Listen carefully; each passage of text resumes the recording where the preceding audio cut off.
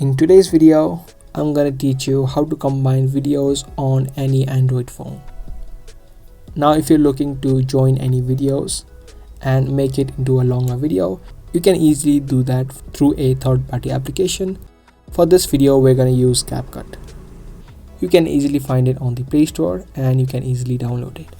After the app has been downloaded, you can open it up. Now, after you open up the app, you can see a similar interface. Now all you need to do is tap on next project.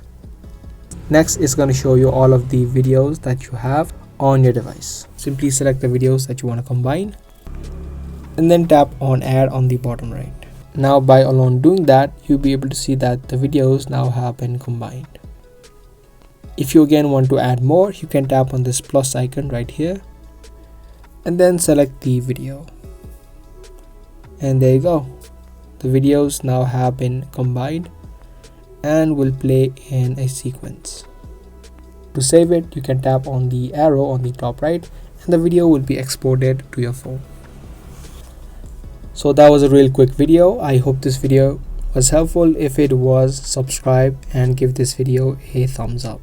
If you want more of these informative videos, make sure to turn on the notifications. I'll see you in the next one. Thanks for watching.